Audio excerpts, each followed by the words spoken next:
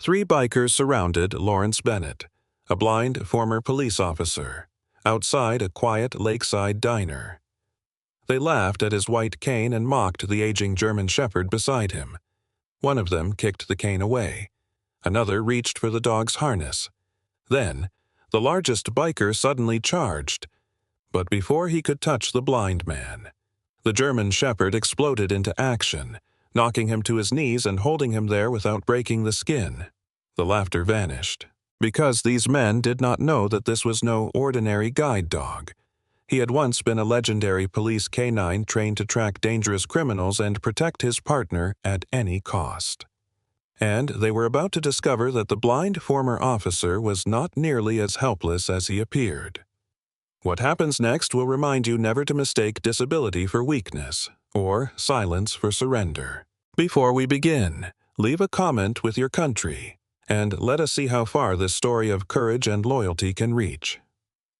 Late October had wrapped Maple Crossing, Wisconsin, in gray clouds, wet sidewalks, and a cold wind blowing in from the lake. By late afternoon, fallen leaves gathered beside the old brick storefronts as Lawrence Bennett and Justice walked toward Harbor Bell Diner.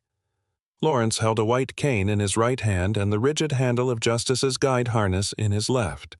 At 48, Lawrence was still tall and broad-shouldered, with the strong build of a man who had spent most of his adult life in law enforcement. His dark brown hair was cut short and had turned silver at the temples. A neatly trimmed beard covered his square jaw, while dark glasses hid the pale eyes that had not seen light in 3 years. He wore a faded brown canvas jacket over a navy sweater, dark jeans, and heavy black walking boots. His clothing was practical and plain, nothing like the dark blue police uniform that had once defined him. For 17 years, Lawrence had served as a canine officer in Maple Crossing. He had been known for remaining calm when others panicked. Younger officers trusted his judgment. Frightened witnesses trusted his patience, and children often remembered that he spoke to them at eye level instead of standing over them. Then a rescue operation inside an abandoned warehouse ended his career. A disturbed man had taken 2 hostages. Lawrence and Justice entered with the rescue team after negotiations failed.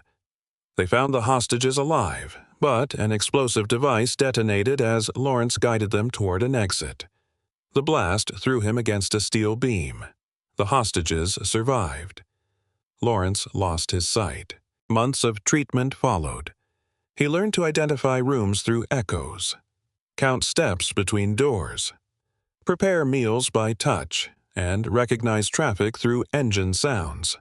He trained with the same discipline he had once brought to police work, but independence did not restore his confidence. Before the explosion, Lawrence had been the person others called for help. Afterward, everyone asked whether he needed help. Their kindness was genuine. Yet every careful voice and guiding hand seemed to confirm what he feared most. A blind police officer, he believed, could no longer protect anyone. He retired early and slowly withdrew from the community. Former colleagues visited at first, bringing food, stories from the station, and invitations to department events. Lawrence thanked them, then found reasons to stay home. Eventually, the visits became less frequent. He told himself he preferred solitude.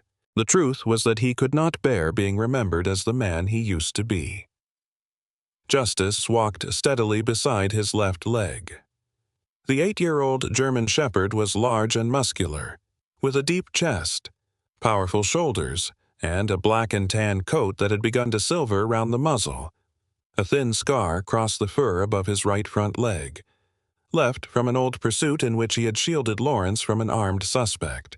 Justice had once been one of the department's most dependable canines. He could track a scent through crowded streets, search dark buildings without hesitation, and remain calm around sirens or shouting. He rarely barked without reason. He watched first, judged quietly, and acted only when necessary. Around children, however, he became remarkably gentle. After Lawrence lost his sight, Justice retired from police work and was retrained as his guide dog. He learned to stop at curbs, avoid obstacles, locate familiar doors, and refuse unsafe commands when traffic crossed their path. The change of duty had not weakened their bond. Justice was more than Lawrence's eyes. He was the last living connection to the life Lawrence had lost. That afternoon, Justice shifted slightly to the right, guiding Lawrence around a broken section of pavement. "Good boy," Lawrence murmured. Justice flicked one ear back. They were heading toward Harbor Bell, a small diner near the lakefront where Lawrence had once eaten after night shifts. The owner always claimed she never reserved tables, yet the corner booth was somehow empty whenever Lawrence arrived. He had skipped his last 2 visits. Traveling through town was not difficult because he knew the route. The difficult part was meeting people who remembered his badge, his uniform, and the man who had once moved without hesitation. Justice stopped at the curb of Pine Street. An electronic signal chirped across the road. Forward. Justice guided him safely to the opposite sidewalk. Halfway down the next block, Lawrence heard running footsteps behind them. One set was light and uneven. 3 heavier sets followed. Then came laughter. Lawrence slowed. Justice shortened his stride at once. "Give it back," a young voice said. The words were quiet and strained. Another boy answered. "Come and get it." Lawrence stopped beside Justice. Near the alley between a pharmacy and a closed hardware store stood Dylan Barnes, a thin 12-year-old with narrow shoulders and light brown hair falling across his forehead. He wore a gray school jacket that was slightly too large and carried a navy backpack filled with books he treated carefully. Dylan was quiet, observant, and gentle. He noticed lonely classmates, injured birds, and frightened animals. Teachers called him thoughtful. Some students called him weak. For several months, Dylan had changed his route home, avoided the school bus, and hidden damaged supplies from his mother. He believed silence kept trouble from growing. Austin Sanders stood in front. Austin was 14, tall and solidly built, with short, sandy blonde hair and a dark varsity-style jacket. He spoke loudly and enjoyed watching others become uncomfortable. His father had left the family 2 years earlier, and Austin had begun treating vulnerability as something shameful. Instead of admitting his own hurt, he targeted anyone less likely to fight back. Beside him stood Caleb Dunn, a heavy-set 13-year-old in a red sweatshirt. Caleb rarely started trouble but followed Austin because being near the bully felt safer than becoming his next target. Jordan Ellis, 14, stood on Austin's other side. He was tall and thin, with the dark curls and an uneasy expression. Jordan often looked uncomfortable during Austin's cruelty, but he had never spoken against him. Austin held Dylan's green knitted hat above his head. Dylan reached for it. Austin lifted it higher. "You really need this?" he asked. "Maybe the cold will make you less boring." Caleb laughed. Jordan looked toward the street and noticed Lawrence. "Someone's there," he said. Austin saw the white cane, the dark glasses, and Justice's harness. His concern disappeared. "He can't see us." Austin tossed the hat toward the curb. It landed in a shallow puddle filled with brown leaves. "There," he said. "Go get it." The 3 boys walked away. Caleb stayed close to Austin, while Jordan looked back once before following. Dylan remained still. Water soaked into the green wool. Lawrence had heard the hat strike the puddle. He had also noticed the sudden silence that followed. Justice turned his head toward Dylan. Lawrence waited a moment. "Are you hurt?" Dylan crouched and picked up the wet hat. "No, sir." The answer came too quickly. Lawrence recognized the tone. He had heard it from frightened witnesses and children who believed truth would only bring more danger. "You were running," Lawrence said. "I slipped." Lawrence tilted his head. "Did the other boys slip too?" Dylan looked at him in surprise. For a second, he almost smiled. Then his fear returned. "The sidewalk is wet." Lawrence could have questioned him more directly. Years as an officer had taught him how to press gently until a false story opened. But Dylan was not a suspect. He was a frightened child protecting a secret. "All right," Lawrence said. "Wet sidewalks can be difficult." Dylan nodded, forgetting Lawrence could not see him. Justice stepped away from Lawrence's side and approached slowly. His tail remained low, and his movements were calm. Dylan held the wet hat against his jacket. "Can I pet him?" Lawrence listened to Justice's quiet breathing. "I think he has already decided." Dylan extended one hand. Justice sniffed his fingers, then pressed the broad side of his head into the boy's palm. Dylan slowly moved his hand through the thick fur behind the dog's ears. Justice remained still, warm and steady. For months, Dylan had hidden torn notebooks, avoided certain hallways, and told his mother school was fine. Adults asked questions he was afraid to answer. Justice asked nothing. The dog simply leaned closer. For the first time, Dylan felt that someone had noticed the fear he was trying to hide. Lawrence listened to the boy's fingers moving softly through Justice's fur. He understood that silence. Dylan stayed quiet because he feared what might happen if he spoke. Lawrence stayed quiet because he believed he no longer had anything useful to offer. Neither of them knew that the other had just entered his life for a reason. Lawrence and Justice continued toward Harbor Bell after leaving Dylan near the pharmacy. The boy's quiet voice stayed in Lawrence's thoughts, but he did not turn back. He knew fear sometimes closed tighter when questioned too soon. The wind carried the smell of fried onions and coffee from the diner near the lakefront. Lawrence also heard the loose brass sign above the entrance tapping against the brick wall. Then Justice slowed. The handle of the guide harness shifted slightly in Lawrence's hand, warning him that something blocked the path. Lawrence swept his white cane forward. The tip struck rubber, then metal. 3 large motorcycles had been parked across the accessible entrance to Harbor Bell. One blocked the sloped curb. Another stood across the narrow walkway, its saddlebags leaving almost no room to pass. The third leaned near the diner wall, still ticking softly as its engine cooled. 3 men stood beside them. Bruce Perry was 36, thick-necked and broad-shouldered, with closely shaved dark hair, a square beard, and tattooed arms beneath a black leather vest. He carried himself like a man who believed volume was the same as authority. Years of intimidating quieter people had convinced him that anyone who avoided conflict was weak. Wayne Butler, 32, stood near the diner window.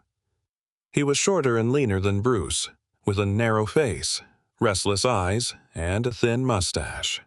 His leather jacket carried several bright patches, and small metal chains clicked whenever he moved.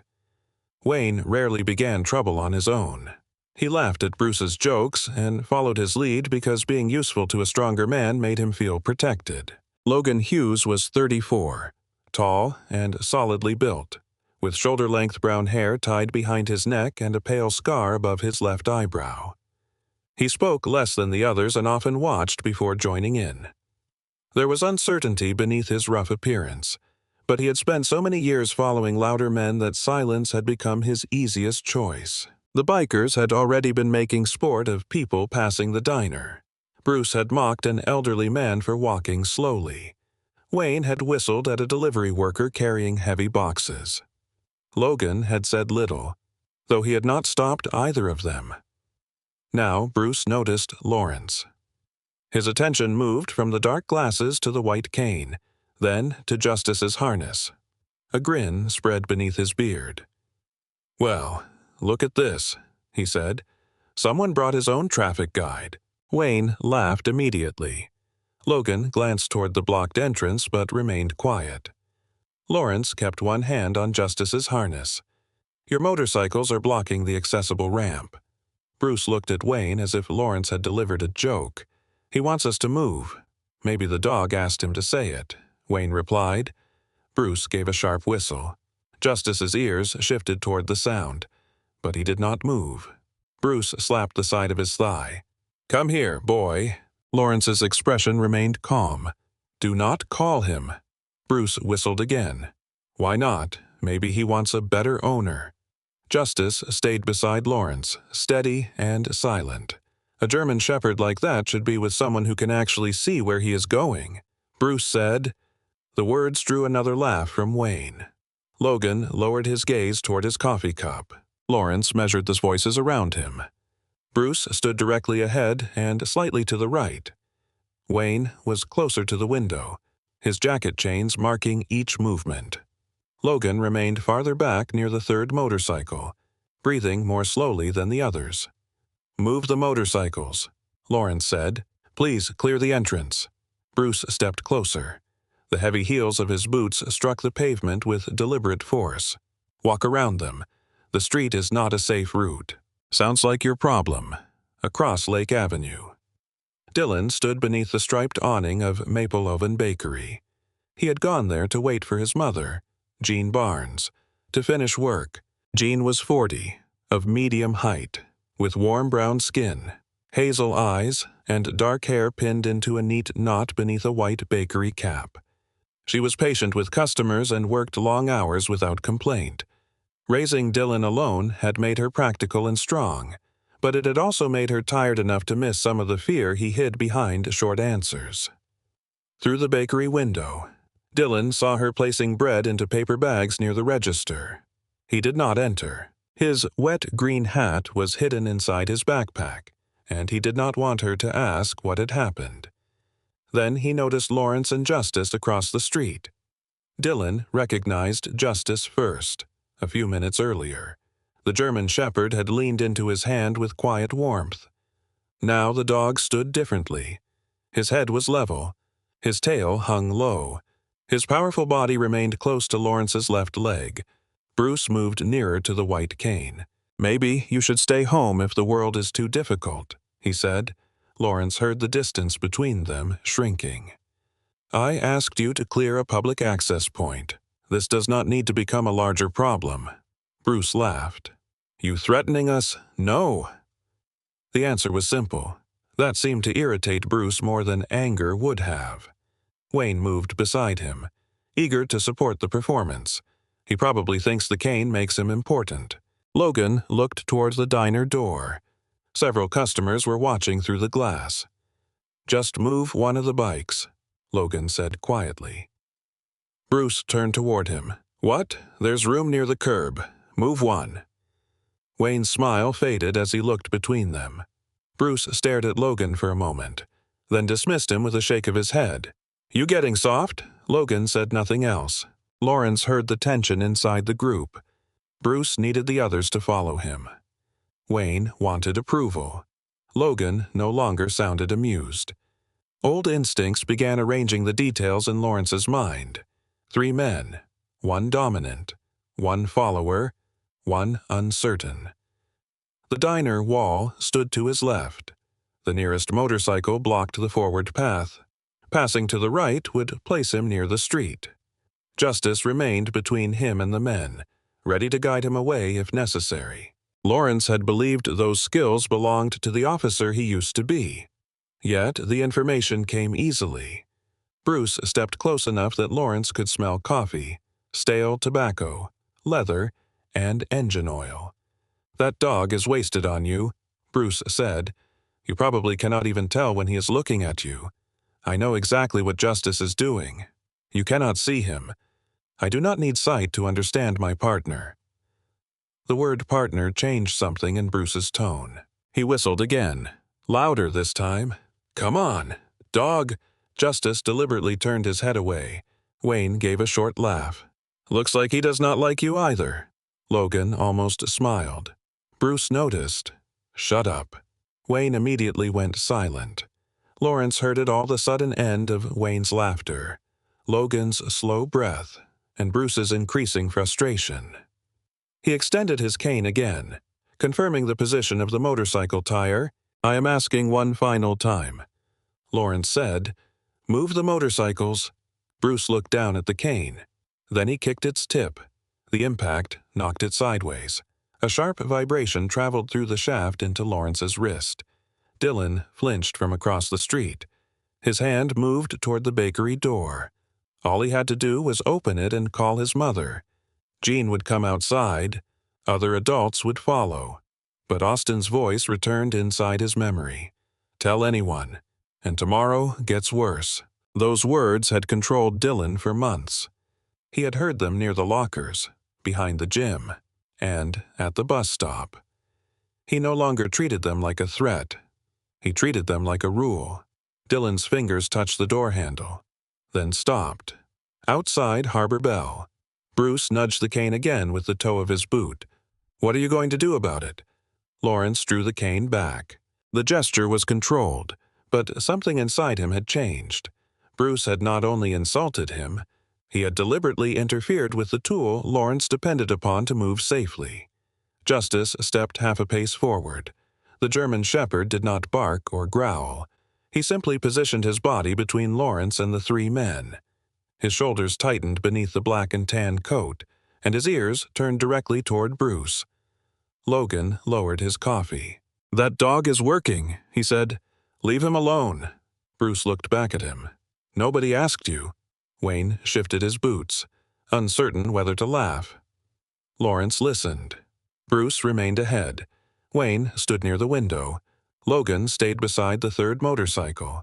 The ticking engines, the metal chains, the scrape of boots, and the rhythm of each man's breathing formed a map more exact than any picture.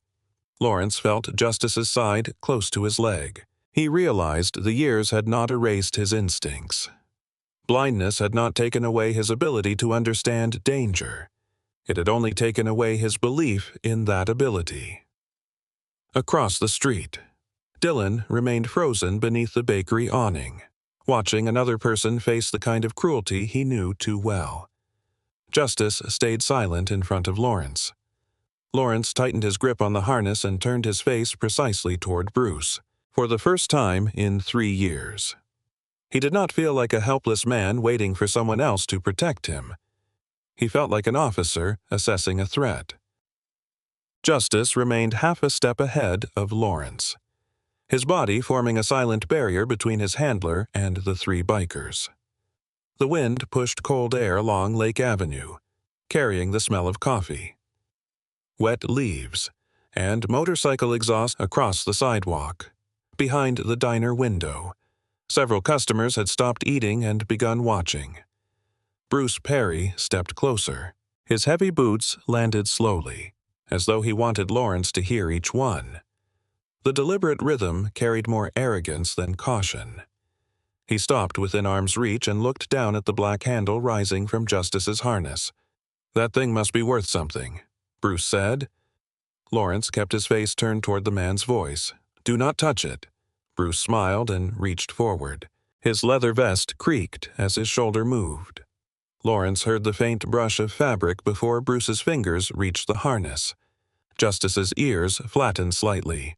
"Step back," Lawrence warned. Bruce stopped only long enough to enjoy the warning. "A dog like this could bring a few $1,000s, he said. "Probably more than you made in months sitting around collecting disability checks." Across the street, Dylan tightened his grip on the strap of his backpack. He had heard Austin use the same cruel tone when speaking to students who could not defend themselves. The words were different, but the purpose was the same: make someone feel small, then laugh when they showed pain. Lawrence did not give Bruce that satisfaction. "Justice is a retired police K-9, he said. His voice dropped into the firm, measured tone he once used during dangerous calls. "He is highly trained. He is working, and you need to move away from him." Wayne Butler shifted near the diner wall. The small chains on his jacket clicked together as he stepped forward. Bruce had been embarrassed when Logan challenged him, and Wayne sensed that supporting Bruce might restore the balance. "Maybe you need help understanding," Wayne said. Logan Hughes turned toward him. "Leave it alone." Wayne ignored him. He approached Lawrence from the right, moving faster than Bruce had. His right boot dragged slightly across the damp pavement, producing a rough scrape. Lawrence recognized the pattern at once. One step. Scrape. Another step. Justice began to turn, but Lawrence gave a quiet command. Stay. The German Shepherd held his position. Wayne reached toward Lawrence's shoulder, intending to shove him away from the blocked ramp. Lawrence moved before contact. He shifted his weight to the left, caught Wayne's wrist, and guided the man's arm downward. His other hand pressed against Wayne's elbow, rotating it just enough to break his balance. Wayne's chest struck the side of the nearest motorcycle. The machine rocked on its stand. "What are you doing?" Wayne shouted. "Stopping you from touching me." Lawrence maintained control without twisting farther. Wayne's arm was trapped. But not injured, the former officer could feel panic building through the man's muscles. "You are breaking my wrist." Lawrence replied calmly, "I am making sure you remember where your hands belong." He released him. Wayne stumbled backward, rubbing his wrist and staring at Lawrence with disbelief. The blind man had not swung wildly or guessed. He had moved with exact timing, using Wayne's own momentum against him. Bruce's face darkened. He had expected fear. Instead, Wayne had been handled like an unruly child. "You think that makes you tough?" Bruce demanded. Lawrence repositioned his cane in front of him. "No, I think it makes your friend careless." A few customers inside Harbor Bell reacted with nervous laughter. Bruce heard them. Humiliation hardened his expression. Near the diner wall stood a small round metal table with 2 matching chairs. Bruce grabbed the table by its edge and shoved it across the sidewalk. Its legs screamed against the concrete. Lawrence turned toward the sound, but the table was already moving quickly. Justice reacted first. The German Shepherd pulled sharply through the harness, guiding Lawrence 1 step backward and to the left. Lawrence followed without hesitation. The table rushed past them and struck the curb with a violent clang. 1 chair overturned, skidding beneath the diner window. Justice immediately stepped in front of Lawrence again, this time. A low growl rose from his chest. The sound was controlled and steady, not frantic. His powerful shoulders tightened beneath his coat, and the silver around his muzzle did nothing to lessen the warning in his posture. Bruce stared at him. For a moment, uncertainty entered his eyes. Then Wayne muttered, "He made you look stupid." Bruce turned toward him. "Shut up." Wayne fell silent. Logan lowered his coffee cup. "Bruce, this is over. Move the bikes." Bruce ignored him. Lawrence listened to the shift in breathing around him.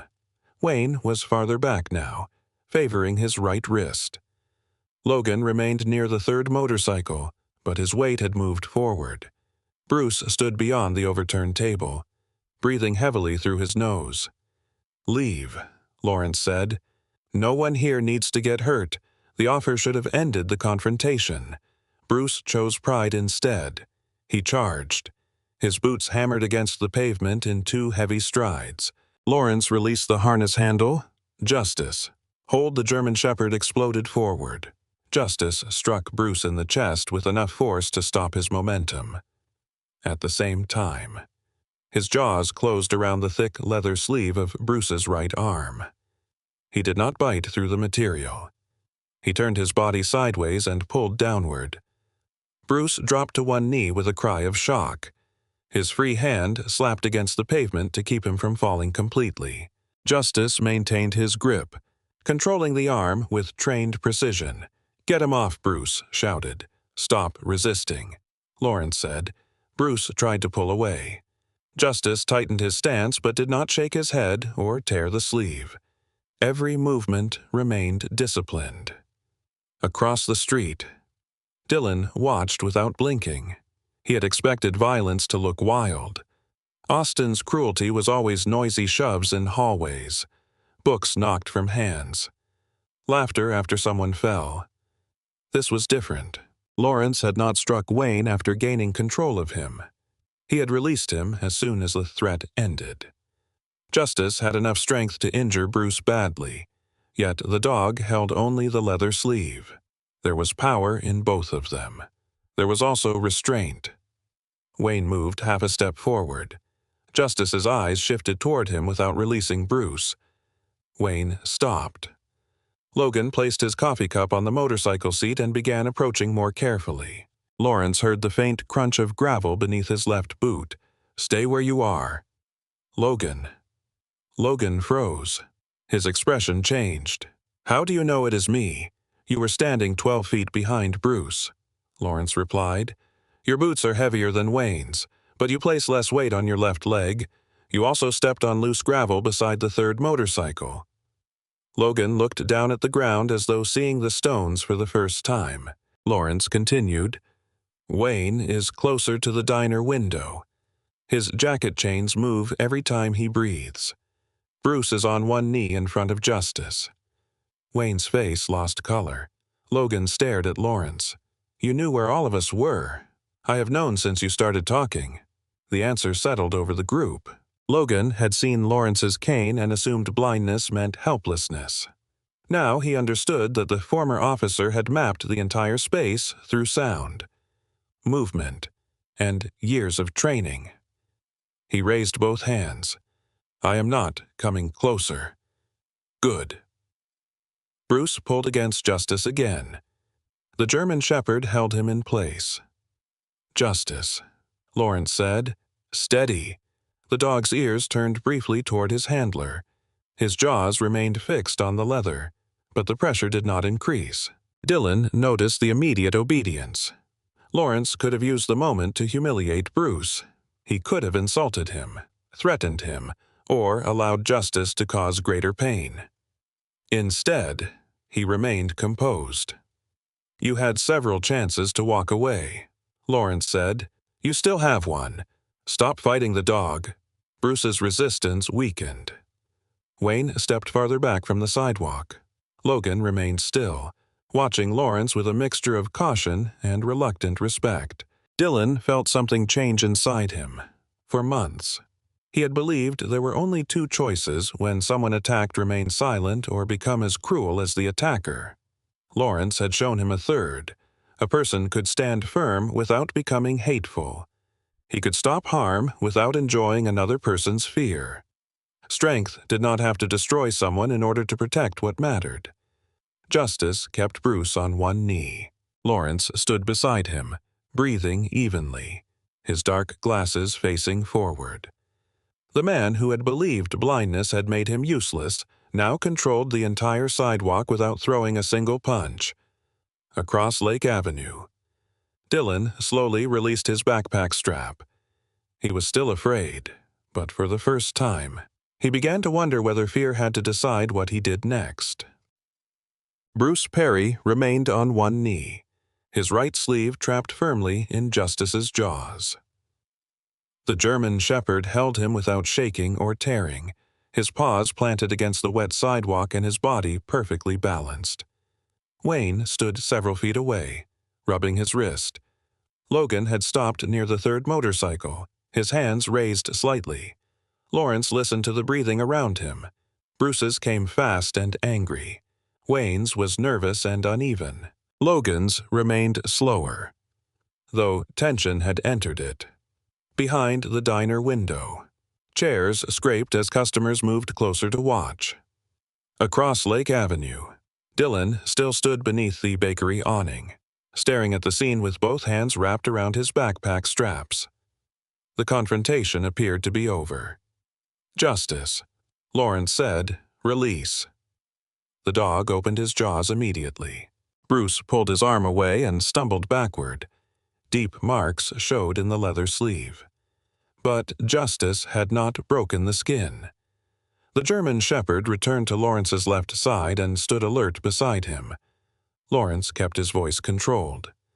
"Move the motorcycles and leave." Logan looked toward Bruce. "We should go." Wayne nodded quickly. "Yeah, this is done." Bruce said nothing. His pride had been wounded more deeply than his arm. He had mocked a blind man in front of the diner, then watched Wayne lose his balance and found himself forced to one knee by an older dog. People behind the glass had seen everything. To Bruce, leaving now would feel like admitting defeat. He backed toward his motorcycle. Lawrence heard his heavy steps. "Stop there." Bruce ignored him. A leather storage pouch hung beside the rear wheel of the motorcycle. Its flap had been left partly open. Bruce turned his body so Lawrence could not hear exactly what he was doing and slipped one hand inside. Logan saw the movement. "Bruce," he said sharply. Bruce drew out a short iron bar wrapped with black tape at one end. Wayne's face changed. "What are you doing?" Bruce raised a finger to his lips. Dylan saw all of it from across the street. The bar was no longer than Bruce's forearm, but it looked heavy. Scratches ran along the metal, and one end was dark with grease. Bruce held it close to his leg as he began circling behind Lawrence. He moved carefully this time. Instead of letting his boots strike the pavement, he placed each step slowly. Traffic passed along Lake Avenue, covering the faint sound of his movement. The wind rattled the diner sign and pushed leaves across the sidewalk. Lawrence heard Logan's warning, but not the object leaving the pouch. "What is he doing?" Lawrence asked. Logan opened his mouth. Bruce gave him a hard look. Years of following men like Bruce held Logan silent for one more second. Dylan felt the old fear return. His throat tightened until swallowing hurt. His legs seemed fixed beneath him. He knew he needed to shout, but Austin's threats rose in his memory as clearly as if the older boy stood beside him. "Tell anyone. And tomorrow gets worse." Dylan had obeyed those words for months. He had watched Austin take his school supplies, block doorways, and ruin his belongings, each time. Dylan had convinced himself that silence prevented something worse. Now, Silence stood across the street holding an iron bar. Bruce moved behind Lawrence.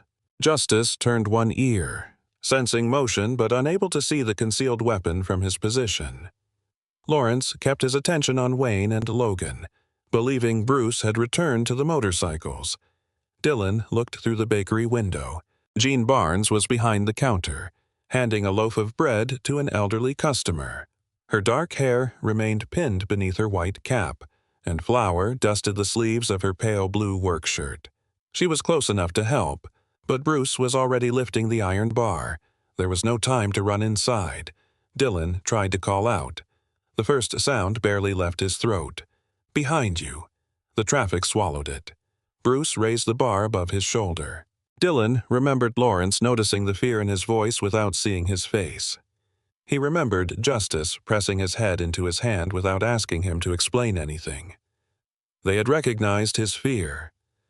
Neither had treated him as weak because of it. Dylan drew one sharp breath. "Lawrence." His voice cracked across the street.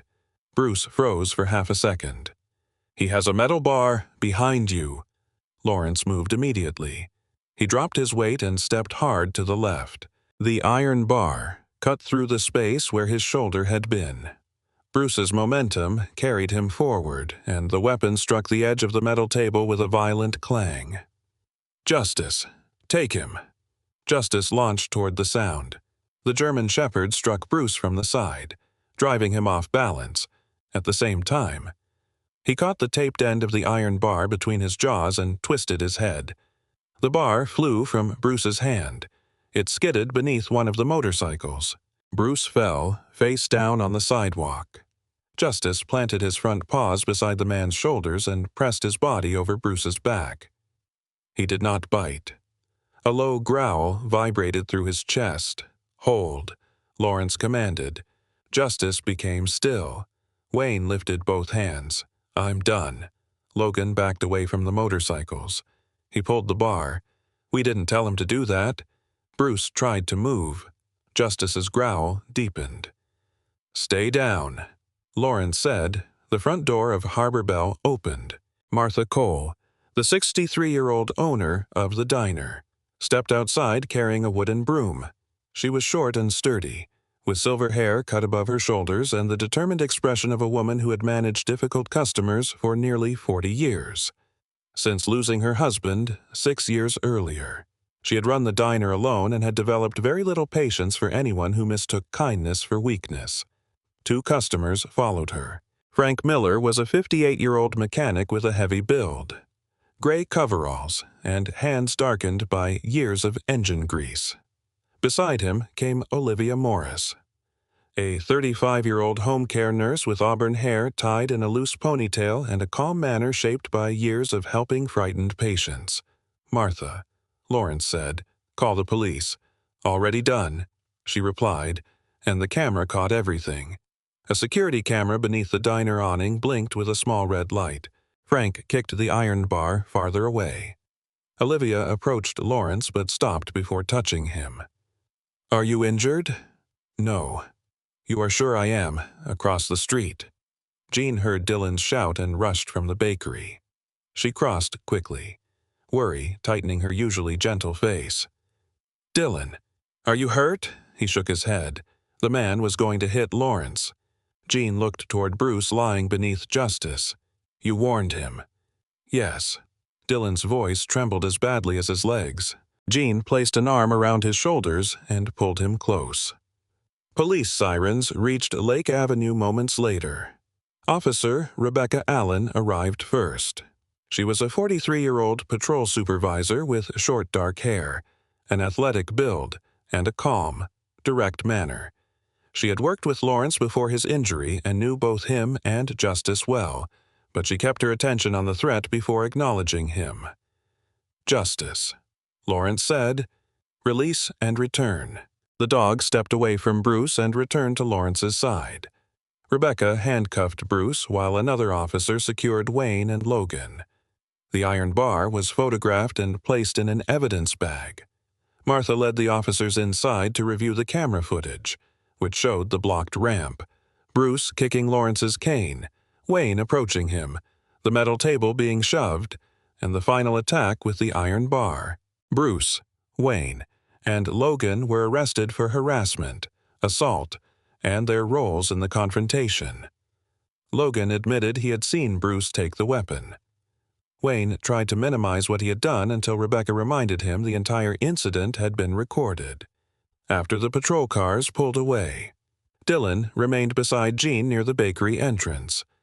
Lawrence asked Justice to guide him across the street. The dog brought him directly to Dylan. The boy lowered his head. "I'm sorry." "For what?" Lawrence asked. "I should have said something earlier." Lawrence rested both hands over the top of his cane. "Were you afraid?" "Yes." "Did you warn me anyway?" Dylan paused. "Yes." "Sir, then you have nothing to apologize for." My voice almost didn't come out. Lawrence turned toward him. "Courage is not being free of fear. It is doing the right thing while fear is still there." Justice stepped closer and pressed his shoulder against Dylan's leg. Dylan placed a hand on the dog's head. "If you and Justice hadn't stood up to those men," he said, "I don't think I would have shouted." Lawrence became silent. For 3 years, he had believed the warehouse explosion had ended his ability to protect anyone. He had thought Justice guided him because he could no longer guide another person. Yet Dylan's warning had saved him. And something Lawrence had done had helped the boy find that warning inside himself. Perhaps usefulness did not always require a badge, a uniform, or perfect sight. Sometimes it meant showing one frightened person that fear did not have to make the final decision. Lawrence rested his hand on Justice's silvered head. "Then I suppose," he said softly, "we helped each other. For the first time." The silence between Lawrence and Dylan did not feel like defeat. During the weeks after the incident at Harbor Bell, Dylan began visiting Lawrence's house several afternoons each week. At first, he always brought an excuse. His mother had baked an extra loaf of bread. Justice might need someone to brush him. Lawrence's mailbox looked unusually full. The reason changed. But Lawrence never questioned them. His house stood on a quiet street near the northern edge of Maple Crossing, behind a low wooden fence and an old maple tree that had nearly lost all its leaves. The one-story home had pale gray siding, a broad porch, and a backyard large enough for Justice to move freely. Lawrence had lived there before losing his sight, so every doorway, corner, and floorboard remained familiar. Inside, everything had a precise place. Cups sat with their handles facing outward. Food cans were arranged by shape and label position. Small raised markers identified the stove controls, while medicine bottles were separated into wooden trays. Dylan learned the system quickly. He read Lawrence's mail aloud at the kitchen table, separating bills from advertisements. He organized batteries, dog supplies, and canned food without changing the positions Lawrence relied upon. In the backyard, he helped replace several loose boards in the fence. Justice supervised every task. The 8-year-old German Shepherd often lay in the grass with his front paws crossed, watching Dylan measure wood or hold nails in place. Whenever the hammer struck at an awkward angle, Justice lifted his head with an expression of deep concern. Dylan began calling him Foreman Justice. "He thinks your work lacks discipline," Lawrence said one afternoon. He could help instead of staring. Management rarely works that way. Justice gave a slow huff. Dylan laughed, and Lawrence noticed how different the sound was from the nervous voice he had first heard near the pharmacy. The boy still looked toward the sidewalk before entering the gate. He still carried tension in his narrow shoulders and became quiet whenever school was mentioned. But beside Justice, his breathing softened. He spoke about books, wildlife documentaries, and the ducks near the lake. He never spoke about Austin Sanders. Lawrence did not force the subject. Instead, he began teaching Dylan some of the skills he had learned in police work. He showed him how to notice exits when entering a room, how to avoid being trapped against a wall, and how to keep several feet between himself and someone acting aggressively. Awareness is not the same as fear, Lawrence explained as they stood near the back gate. Dylan frowned. They feel the same. Fear says danger is everywhere. Awareness tells you where it actually is. Lawrence also taught him how to use his voice. "Tell me to stop," he said. Dylan stood several feet away with Justice lying between them. "Stop." That sounded like a suggestion. Dylan tried again. "Stop. Better. Now tell me what you need. Leave me alone." Again. "Leave me alone." Justice raised his ears. Lawrence nodded.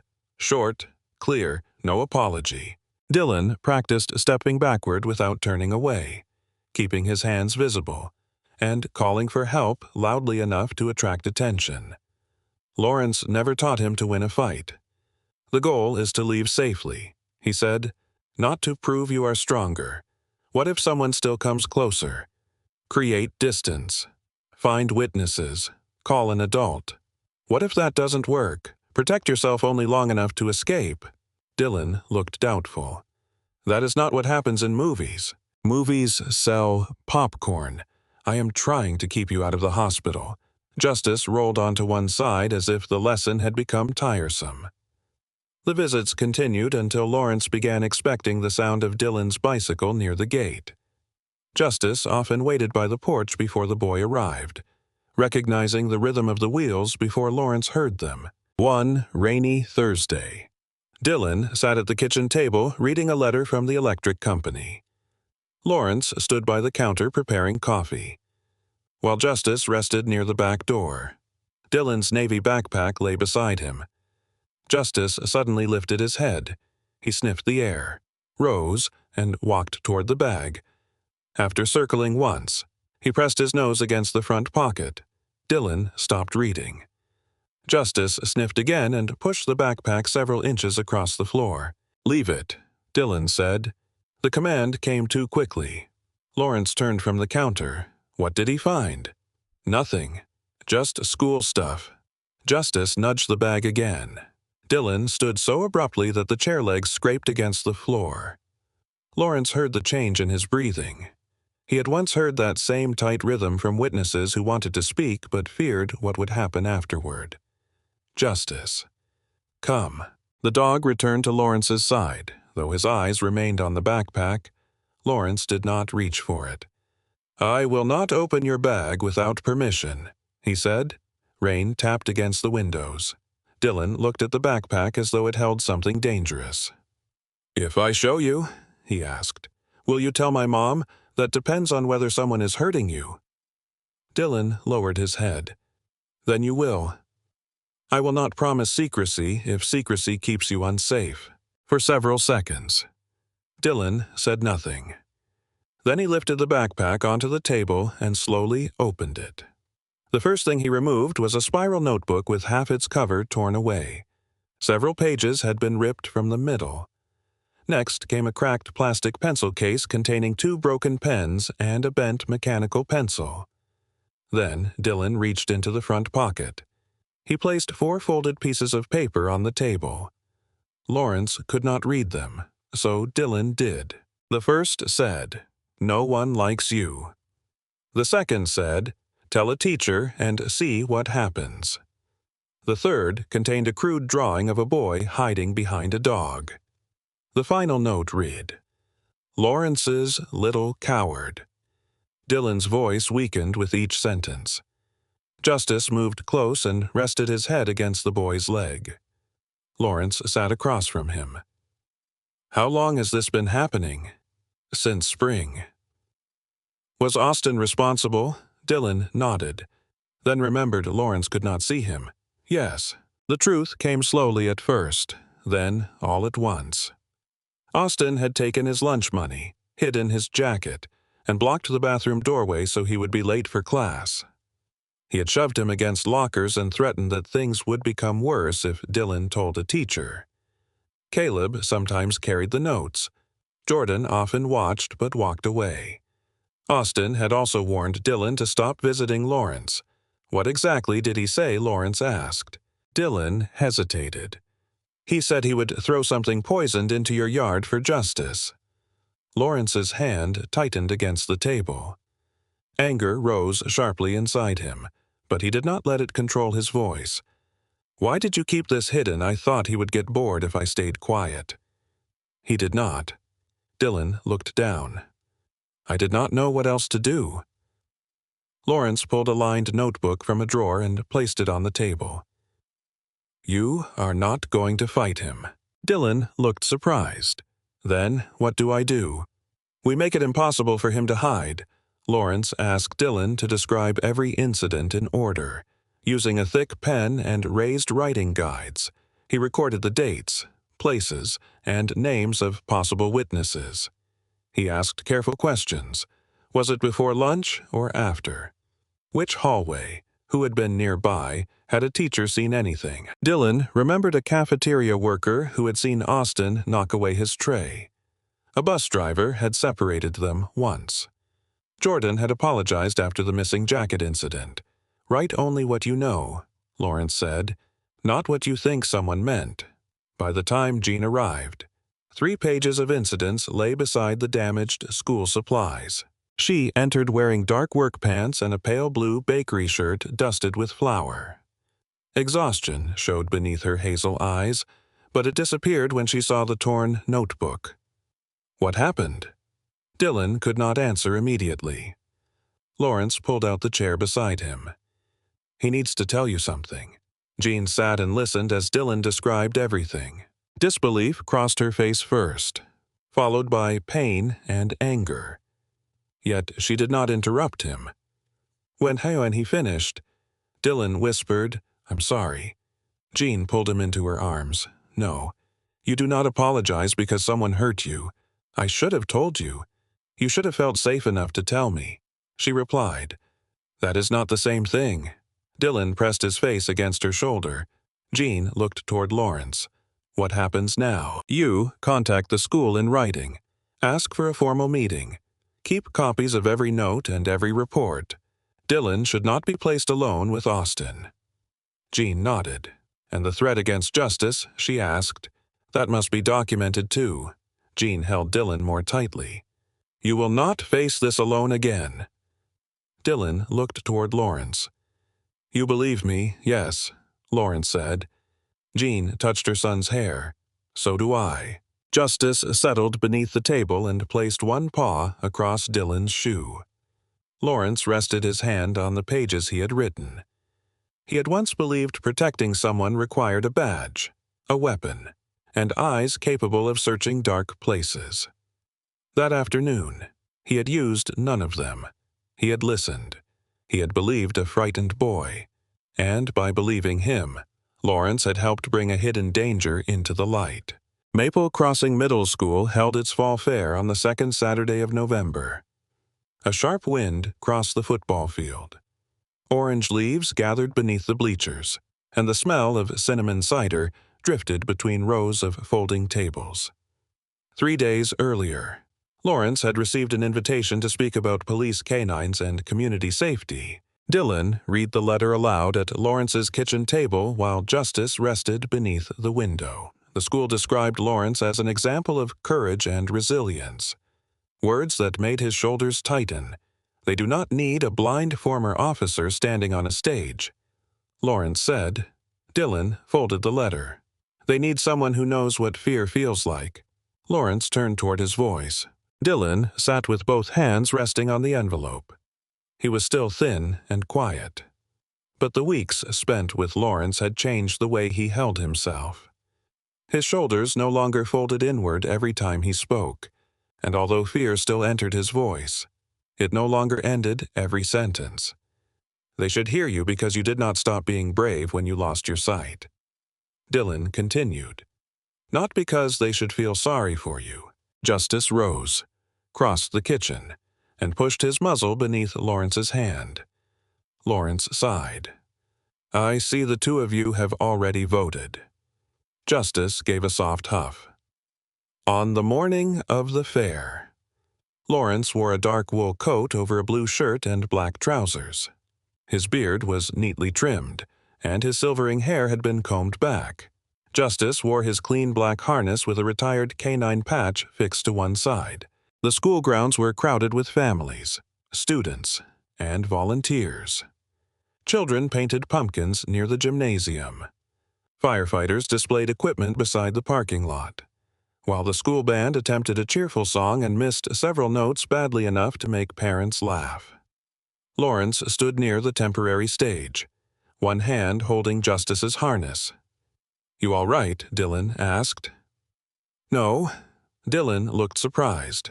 Honesty does not always sound heroic, Lawrence said. Dylan smiled. There are no motorcycles blocking the stage. That improves the situation. There are only about 300 students. That does not. Dr. Susan Davis approached to welcome them. The principal was a 52-year-old woman with a tall, slender frame, short gray blonde hair, and a calm voice that made even serious conversations feel measured. She had spent more than 20 years in education and believed discipline should protect students. Not merely create punishment after harm had already been done. Learning how long Dylan's bullying had continued without intervention had affected her deeply. Thank you for coming, Officer Bennett, she said. Former officer. Susan glanced toward Justice. Some forms of service continue after the uniform is gone. Lawrence carried that sentence with him onto the stage.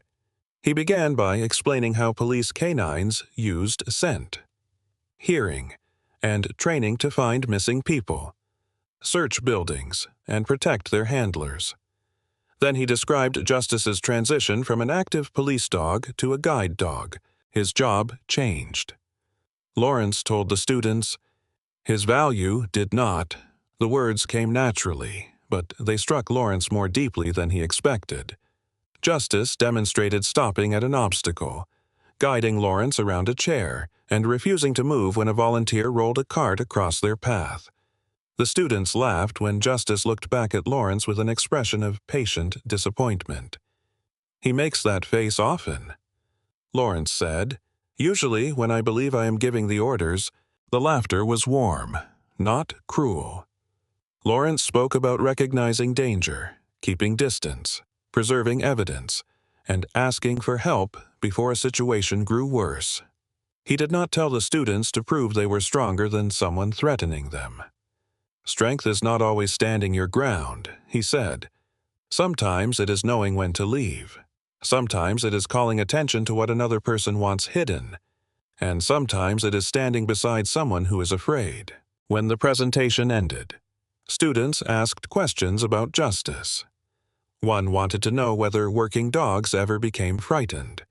Another asked whether Lawrence missed being a police officer. Lawrence paused.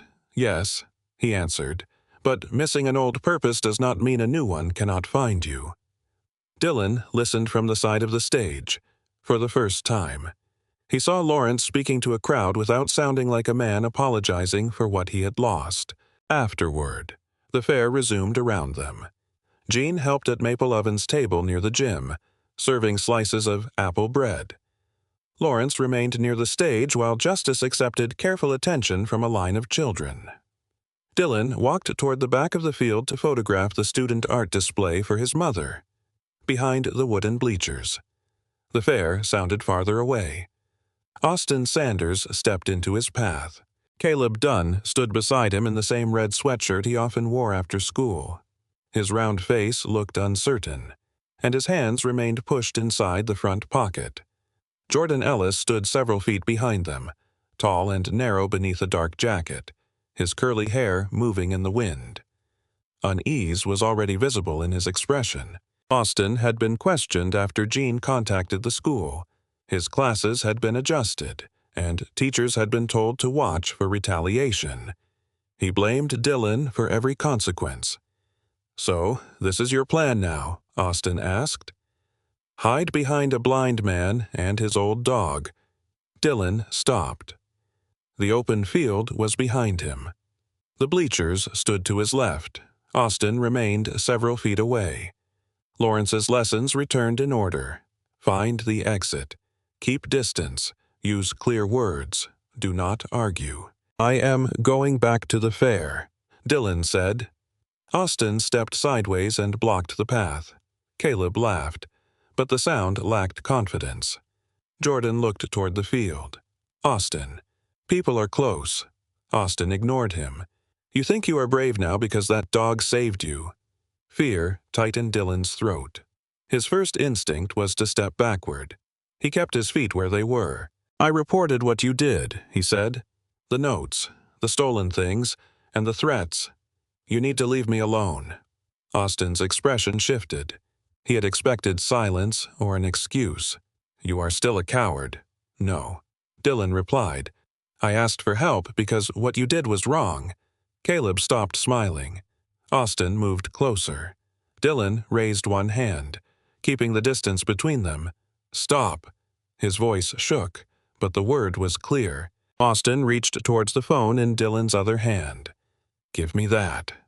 Dylan stepped backward at an angle instead of turning away. Austin's fingers missed the phone. "Mrs. Peterson," Dylan shouted. His voice carried beyond the bleachers. Hannah Peterson turned from the edge of the field. She was a 38-year-old social studies teacher with a strong runner's build. Dark hair tied into a ponytail, and an alert expression. Years of working with quiet students had taught her that serious problems were often hidden behind ordinary answers. She began moving toward them. Near the stage, Justice lifted his head. Dylan called again. "Mrs. Peterson, Austin is blocking me." Justice stood. Lawrence felt the harness rise beneath his hand. Then he heard Dylan's voice above the crowd. "Take me to him." Justice guided Lawrence rapidly between chairs, tables, and groups of students. By the time they reached the bleachers, Hannah stood between Dylan and Austin. Several nearby students had followed at a careful distance. Austin pointed at Dylan. "He is lying." "No," Jordan said. Everyone turned. Jordan's face reddened, but he stepped forward. Austin blocked him. Dylan told him to stop. Austin stared at him. That look had silenced Jordan many times before. This time, Jordan did not look away. Hannah turned toward Caleb. "What did you see?" Caleb lowered his eyes. Austin tried to take the phone. He hesitated, then added, "And he has been bothering Dylan for a long time." The first admission opened the way for others. A girl near the bleachers said she had seen Austin trip Dylan outside the cafeteria. Another student remembered Austin hiding Dylan's jacket. A younger boy admitted that Austin had warned students not to sit beside Dylan during lunch. Each voice weakened the wall Austin had built around himself. Lawrence arrived beside Dylan but did not step in front of him. Justice pressed close to the boy's leg. Hannah looked at Dylan. "Tell me what happened from the beginning." Dylan glanced toward Lawrence. Lawrence remained silent. His presence was enough. Dylan faced the teacher and described Austin stepping into his path, blocking the exit, mocking Lawrence and Justice, and reaching for the phone. His voice still trembled, but he did not shorten the story or hide any part of it. Austin looked around at the students who had finally begun speaking. His power had never come from strength alone. It had come from the belief that every witness would stay silent and every target would remain isolated. Now that silence was breaking around him. Hannah instructed Austin, Caleb, and Jordan to walk with her toward the administration office. Caleb followed quietly. Jordan looked relieved. Austin stayed still for one last second, anger and uncertainty competing in his face. Then he walked after them. Dylan watched him leave. Only after the danger passed did his knees begin to shake. Justice leaned his shoulder against him. Lawrence turned toward the boy. "You stayed. I wanted to run, but you stayed. I was still scared. That may not disappear quickly." Dylan looked toward the students who had spoken. "Maybe it does not have to disappear first." Lawrence rested his hand on Justice's head. "No," he said, "it does not, for the first time." Dylan understood that his voice did not need to overpower Austin. It only needed to be strong enough to break the silence. The investigation at Maple Crossing Middle School concluded the following week. Austin Sanders received a temporary suspension and was required to attend behavioral counseling before returning to regular classes. The school also placed him under a written conduct agreement that prohibited contact with Dylan outside supervised activities. Caleb Dunn and Jordan Ellis were not suspended for the same length of time, but both were assigned meetings with the school counselor and required to give complete statements about what they had witnessed. During those meetings, the truth became more complicated than the simple division between bully and victim. Caleb admitted that he had laughed because he was afraid Austin would turn on him if he refused. Jordan confessed that he had wanted to speak many times but kept convincing himself that walking away meant he was not responsible. Neither explanation erased the harm they had helped create. Still, their admissions revealed something Lawrence understood well. Cruelty often depended on more than one cruel person. It also depended on frightened followers, silent witnesses, and adults who noticed only separate incidents instead of the pattern connecting them. A week after the fair, Dr. Susan Davis invited Lawrence, Jean, Dylan, Hannah Peterson, and Officer Rebecca Allen to a meeting in the school library. Rebecca had agreed to represent the Maple Crossing Police Department in discussions about student safety. She arrived in a dark navy patrol uniform, her short hair neatly combed and her expression composed.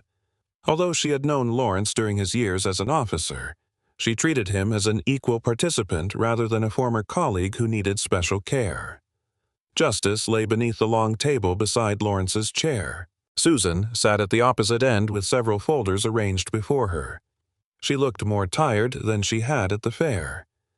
The discovery that Dylan's bullying had continued for months had forced her to examine failures within the school, including missed reports, poorly supervised hallways, and a culture in which students did not trust that speaking would help. "We have addressed Austin's conduct," Susan began. "We have also reviewed the actions of the other students involved." Lawrence rested one hand on Justice's harness. "That deals with what already happened." Susan nodded. "I assume you believe it is not enough. Suspension can stop one student for several days. It does not teach the others what to do the next time they see someone being targeted." Hannah leaned forward. "Many students said they witnessed pieces of what happened to Dylan. None of them understood how much was happening. Or they understood," Lawrence said, "and believed speaking would make them the next target." Jean looked at her son. Dylan sat beside her in a clean gray sweatshirt, his light brown hair falling over his forehead. He had become more confident when speaking around Lawrence, but meetings with adults still made him hold his hands tightly together. Rebecca opened a notebook. What would you suggest? Lawrence had thought about the question since the fair. Teach students how to report safely. Not just tell them to speak up. Show them who to approach, what details matter, how to preserve messages, and what they can do if the first adult does not listen. Susan began writing. Teach witnesses that they do not have to confront a bully physically. Lawrence continued. They can stand beside the target, bring in an adult, record what happened in writing, or confirm the truth afterward. Hannah nodded slowly. Most anti-bullying talks tell children to be kind. They rarely explain what action looks like. Kindness without a plan is easy to applaud and hard to use. Dylan looked toward Lawrence with a small smile. The sentence sounded like something the old officer might once have said during a briefing. Susan closed the folder nearest her.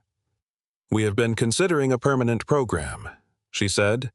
"Not an assembly once a year, something smaller and regular." She explained that the school wanted monthly sessions for students, separate workshops for parents, and training for teachers on recognizing patterns of intimidation. The program would include safe reporting, digital harassment, bystander responsibility, and ways to support isolated students. "We would call it Stand Beside Me," Susan said. Justice shifted beneath the table, placing one paw across Lawrence's boot. Susan continued. "We would like you to serve as a volunteer advisor." Lawrence's first response came quickly. "I am not qualified to counsel children." "We are not asking you to replace the counselor," Hannah said. "We are asking you to teach the parts you understand," Rebecca added. "Awareness, safety, interviewing, evidence, and how to remain calm when someone is afraid." Lawrence sat back. The old doubt returned with surprising force. "I cannot see their faces," he said. "I will not know who is confused, who is frightened, or who is pretending to understand." The room became quiet. Dylan turned toward him. "You knew I was afraid." Lawrence did not answer. "You knew it near the pharmacy," Dylan continued. "I told you I slipped, and you still knew something was wrong. That was experience. You knew when I did not want justice near my backpack." Lawrence shifted slightly. Dylan's voice grew steadier. "You hear when someone stops breathing normally. You notice when their voice changes. You know when silence means something." Jean watched her son with quiet pride. Dylan looked directly at Lawrence's dark glasses. "Maybe you cannot see every face, but you notice the important things." Lawrence lowered his head. For 3 years, he had measured his usefulness by everything blindness had taken away. He rarely counted the abilities that remained because they no longer looked the way they once had. Susan waited without interrupting. Justice stood and rested his muzzle on Lawrence's knee. Lawrence touched the silver fur around the dog's face. "What exactly would you need from me?" The first Stand Beside Me session took place 2 weeks later in a small activity room beside the library. 12 students sat in a circle rather than facing rows of desks. Some had volunteered. Others had been invited because teachers believed they needed support or had witnessed bullying. Lawrence sat among them instead of standing at the front. Justice lay in the middle of the circle. At first, the students spoke very little.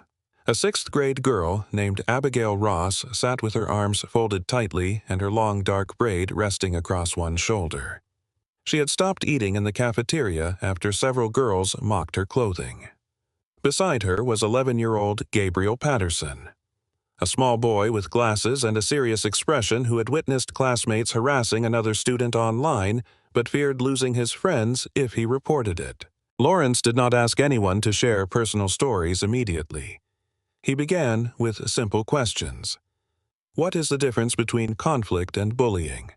When does a joke stop being a joke? Who can you contact if the first adult does not respond? Rebecca explained which behaviors required immediate police involvement. Hannah described school reporting procedures. Jean spoke briefly about how parents could listen without blaming children for staying silent. Dylan sat near Lawrence and described the notebook they had created together. "You do not have to remember everything perfectly," he told the group. Write down what you know: dates, places, names, and who saw it. Justice moved closer to Abigail. The girl slowly unfolded her arms and touched the fur above his shoulder. The dog remained still. Gabriel began speaking next. He described a group message that had targeted a classmate for weeks.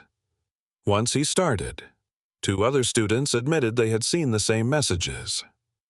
Lawrence listened to the pauses, the lowered voices, and the quick breaths that came before difficult truths. He asked careful questions without rushing anyone. Near the end of the meeting, Justice stood, crossed the circle, and picked up one of Rebecca's black gloves from the floor. "Justice," Lawrence said. The dog returned to the center and sat directly on a stack of printed worksheets while holding the glove. The room burst into laughter. Rebecca folded her arms. "He used to have better evidence-handling discipline." "He is retired," Lawrence replied. "Apparently the rules are now optional." Even Abigail laughed. The tension in the room softened, and the students began speaking more freely. Over the following weeks, "Stand Beside Me" grew. Teachers referred students who felt isolated. Parents attended evening workshops. Rebecca brought other community officers to explain safety without frightening children. Hannah helped create anonymous reporting forms and a system to ensure every report received a response. Justice became the unofficial symbol of the program. He lay beside students who could not yet speak, accepted nervous hands against his fur, and occasionally stole gloves when meetings became too serious. Someone printed a small sign for the library door featuring a paw beside the words, "Courage can sit quietly beside you." Lawrence began leaving home more often. He prepared notes for each session, contacted teachers, and reviewed reports when the school needed help identifying repeated behavior. People no longer called merely to check whether he was managing. They called because his judgment mattered. One afternoon, after the students had gone, Lawrence remained in the activity room with Dylan and Justice. "You were right," he said. Dylan looked up. "About what I do not need to see every face." Justice placed his head across Lawrence's knee. Lawrence rested a hand on the dog's neck. For years, he had believed his life of service ended when his badge entered a drawer. Now he understood that the badge had only represented the duty. It had never created it. A protector was not simply someone who chased danger or carried authority. Sometimes a protector listened. Sometimes he believed the person no one else had believed.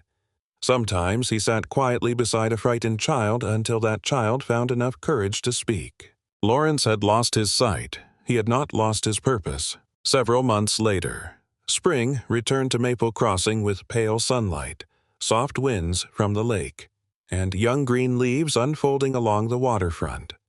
The town's annual spring festival filled the park with food stands, music, handmade crafts, and families walking beneath strings of small white flags.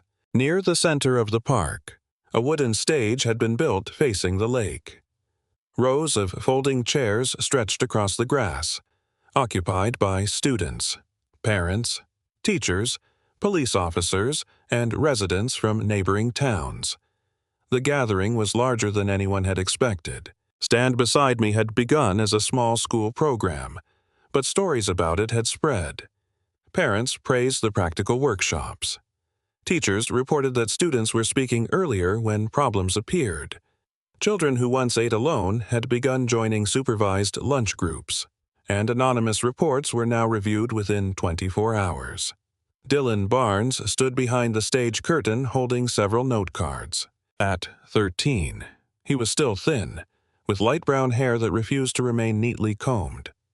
Yet he no longer seemed to be trying to make himself smaller. His shoulders were straighter, and the navy jacket he wore fit him properly instead of hanging from his frame like borrowed protection. His hands were trembling. Jean stood beside him in a pale green dress and a light gray cardigan. Months of watching Dylan recover had softened some of the exhaustion around her hazel eyes. She remained the same practical, hard-working mother, but she now asked different questions at the end of each school day. Instead of asking only whether everything had gone well, she asked whether anything had felt uncomfortable, whether anyone had been left alone, and whether Dylan needed her to listen before offering advice. "You do not have to memorize every word," she told him. "I know. You can look at your cards. I know. You can also breathe." Dylan looked at her. "That one is harder." Gene smiled and adjusted his collar. On the other side of the curtain, Lawrence waited with Justice. Lawrence wore a dark blue jacket, gray trousers, and the same dark glasses that had once made him feel marked by loss. His beard had grown slightly more silver, but his posture had changed. He no longer stood with the guarded stillness of a man waiting to be pitied. He greeted officers by name, answered parents' questions, and listened while students described how the program had helped them. Justice stood beside him in a clean black harness. The German Shepherd was now 9 years old. More silver covered his muzzle, and he rose more slowly after resting, but his deep brown eyes remained alert. He had become so familiar to students that many approached him before greeting the adults. Justice accepted their attention with patient dignity, though he still considered unattended gloves public property. Dr. Susan Davis walked onto the stage and welcomed the crowd. She explained how Stand Beside Me had grown from one difficult case into a community effort involving teachers, parents, students, counselors, and law enforcement. Then she introduced Dylan. He heard his name travel through the speakers.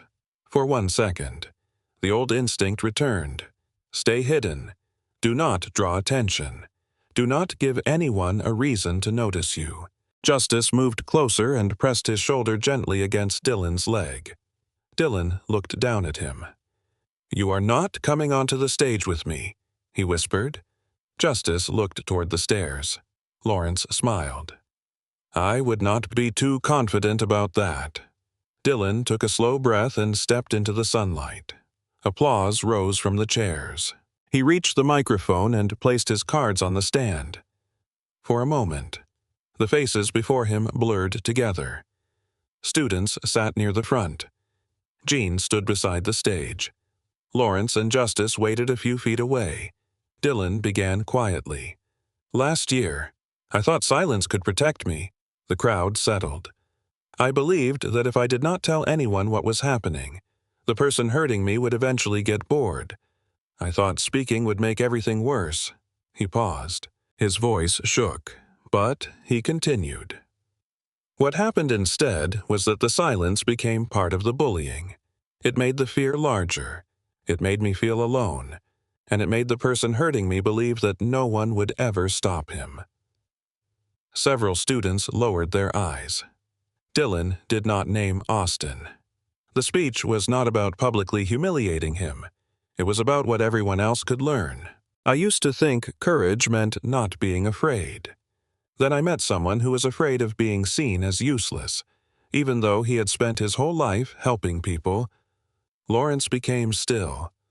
Dylan turned slightly toward him. "He did not solve everything for me. He did not fight every battle in my place. He taught me how to notice danger, how to keep distance, how to ask for help, and how to say stop without apologizing." A few people looked toward Lawrence. "And there was a dog," Dylan added. Justice lifted his ears. The crowd laughed softly. "A very serious dog who never asked me to explain why I was afraid. He simply sat beside me until I could speak." Justice gave a quiet huff, as though the description lacked important details. Dylan smiled. "What saved me was not one hero doing everything. It was someone showing me how to stand, a dog reminding me I was not alone, and other people finally choosing to speak too." His hands had stopped trembling. "If you see someone being isolated, you do not have to become a fighter. Sit beside them. Find an adult. Write down what happened.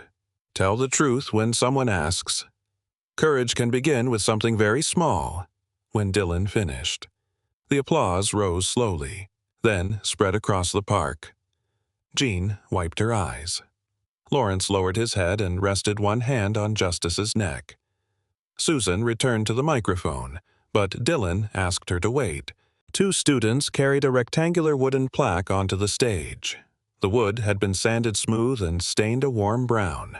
Around the edges, students had painted small paw prints in dark blue. Dylan lifted the plaque. The engraved words read, "A protector helps others find their courage." He turned toward Lawrence.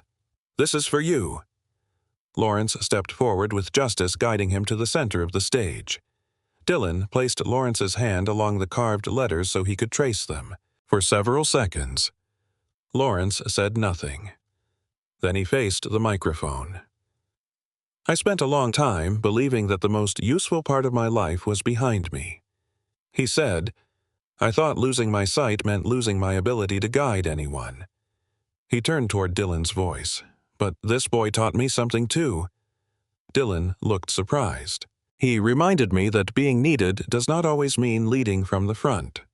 Sometimes it means listening. Sometimes it means believing someone. And sometimes the person you think you are helping is the one guiding you home." Jean covered her mouth with one hand. Lawrence ran his fingers once more across the plaque. "Dylan did not only find his voice, he helped me find my place in the world again." The applause returned. Later that afternoon, Jean helped oversee a donation table near the stage. Local businesses, parents, and residents contributed enough money to bring Stand Beside Me workshops to 2 neighboring schools. Rebecca arranged for community officers to assist, while Susan began organizing teacher training sessions for the following semester. Dylan had already volunteered for a student lunch group, twice each week. He sat with children who often ate alone, not forcing them to talk, simply making sure an empty chair beside them did not become another kind of silence. Austin had not attended the festival. After months of counseling, he had written Dylan a letter of apology. The letter did not ask for immediate forgiveness.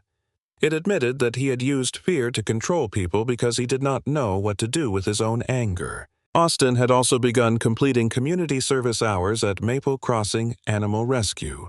At first, he cleaned kennels and carried food bags without speaking. Over time, he started working with an elderly mixed-breed dog that trembled whenever anyone raised a voice. Helping the animal trust again did not erase what Austin had done, but it taught him that accountability could become the beginning of change rather than the end of a person's story. As the festival quieted, Lawrence, Dylan, and Justice walked along the lakeside path. The evening sun rested low above the water. Dylan held a loose secondary strap attached to Justice's harness, though the dog continued guiding Lawrence from his usual position. For several minutes, they walked without speaking. Then Lawrence smiled. "I used to think Justice was the only one leading me." Dylan looked toward him. He would probably agree. Justice's ears turned back. Lawrence laughed softly. "But I was wrong. You led me back too." Dylan tightened his hand around the strap. Justice suddenly stopped. Lawrence paused. "Obstacle." Dylan looked down. Justice's nose was pressed against the pocket of Dylan's jacket. He found my cookie. Justice sat and stared upward with complete innocence. "You brought food into his working environment," Lawrence said. "That is a serious operational error." Dylan broke the cookie in half and offered Justice a small piece. The dog accepted it with great dignity. Their laughter moved across the quiet path. Lawrence could not see the sunlight reflecting across the lake or the young leaves shining along the shore. But he heard Dylan beside him, felt Justice moving forward again, and knew the road beneath his feet was no longer empty. The darkness had not disappeared. It simply no longer meant he was lost. The lesson of this story is that courage does not always arrive with a loud voice or fearless heart. Sometimes courage is simply choosing to speak when silence feels safer. Sometimes it is sitting beside someone who feels alone, listening without judgment, and reminding them that their pain matters. In daily life, we may meet people like Dylan who hide their struggles behind a quiet smile. We may also become like Lawrence, believing that age, loss, illness, or hardship has taken away our usefulness. But every kind word, patient ear, and gentle act of support can still change someone's path. We do not need a badge to protect others. We only need the willingness to notice, to care, and to stand beside them. Lawrence helped Dylan find his voice, while Dylan helped Lawrence find his purpose again. Their journey reminds us that healing often moves in both directions. The person we reach out to help may also be the one God uses to guide us back toward hope.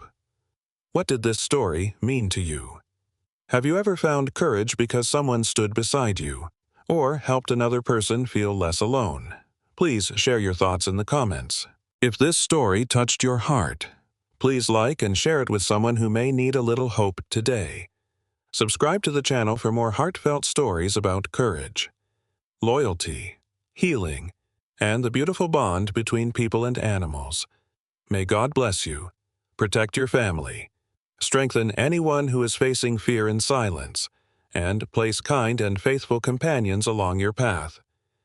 If you believe no one should have to face fear alone, please comment Amen below.